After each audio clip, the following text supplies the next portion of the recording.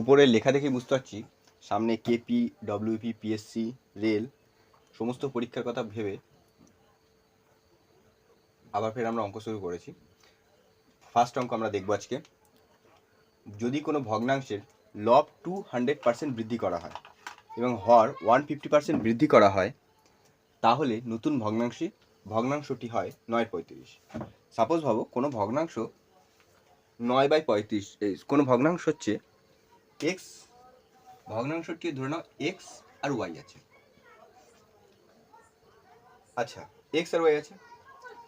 আমি লবে যদি আগে ধরি, লব যখন আমার 100 হচ্ছে 100x, তা 200% বৃদ্ধি করাচ্ছি মানে 300 হলো। এইবার হর যদি আমার 100 হয়, হর যদি হয় 100, তো এটাও 150% বৃদ্ধি করাচ্ছি মানে 250।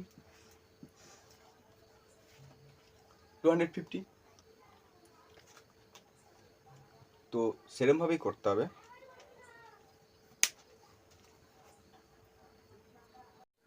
তো আর আমার যদি এটা যদি 100x হয়, এটা হচ্ছে 100x আগে ছিল, 100x, এটা 100y আগে ছিল। এখন এটা বেড়ে কত হচ্ছে? 300 হচ্ছে। আর এটা বেড়ে কত হচ্ছে? 250 হচ্ছে। তাহলে কত হলো? নতুন যে ভগ্নাংশটা সেটা 300x আর 300y হচ্ছে। আর এখানে নতুন ভগ্নাংশটি বলে দিয়েছে 9/35। আগে আমার ভগ্নাংশটি আমি x/y ধরলাম, এটা লব, এটাকে লব বলা হয়, এটাকে হর। লবটাকে বৃদ্ধি করালাম, লবটাকে আমি 100x ধরে নিলাম, তো বৃদ্ধি করে হচ্ছে 200% বৃদ্ধি করার পরে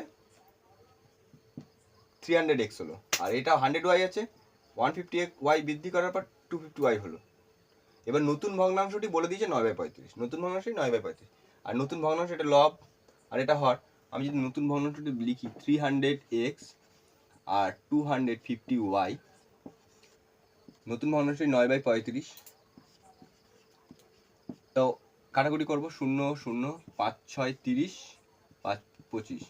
তো x 6/5 xy আছে ইকুয়ালস টু 9/35 আছে। এইখানে 5 এপাশে ভাগ হিসাবে আছে, উপরে চলে যাবে, গুণ হয়ে যাবে।